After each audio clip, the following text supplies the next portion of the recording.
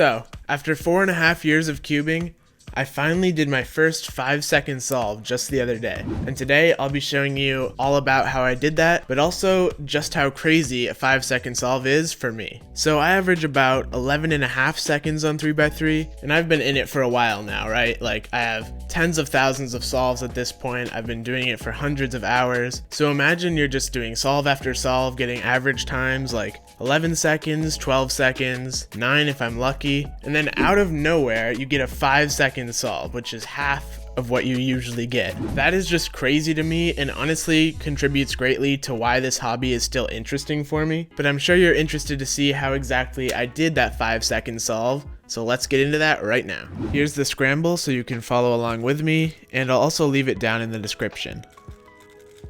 So, during inspection, I pretty much immediately saw that I can easily make a one-move block like this, and I also saw that these two cross edges were one move away from being solved.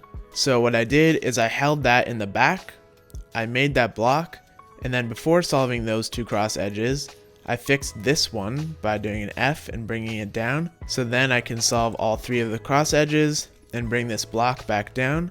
And that's my easy X-cross solution. So at this point I have two pretty easy F2L pairs I can do, and I decided to do the red and green pair like this.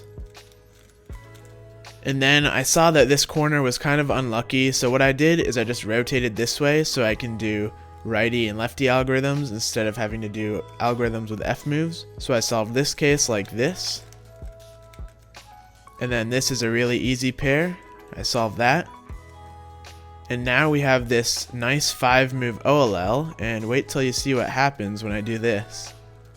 PLL skip with a 1-move AUF. So that is indeed a 6-move last layer, which is just a cuber's dream, honestly. And although that solve was pretty clean, if I do say so myself, I actually was able to find a better solution, so let me scramble this thing up real quick.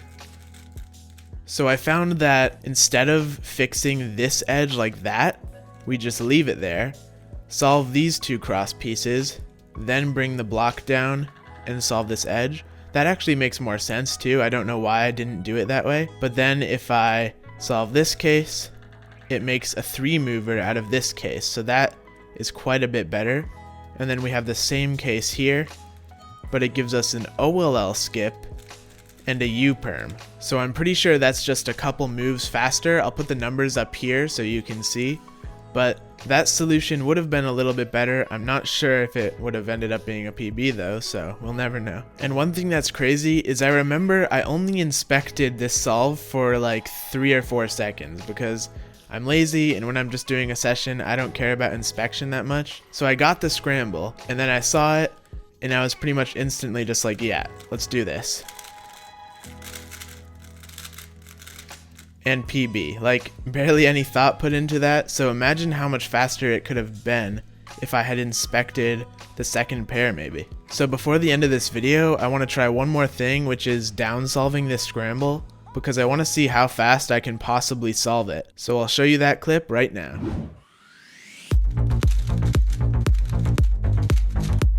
So yeah, that felt pretty awesome, getting it all the way down to 3.2 seconds, but think about this for a moment, okay? Me sitting here at my computer, doing a solve that I already know the solution to, using a spacebar on my keyboard, I still couldn't beat the world record, where the solution is unknown, and using a stack mat timer that adds difficulty to the solve. So that's some perspective for you, I guess. But anyways, I want to know how fast you guys were able to do this solve, whether it was before I showed you my solution. You could tell me what time you got for that.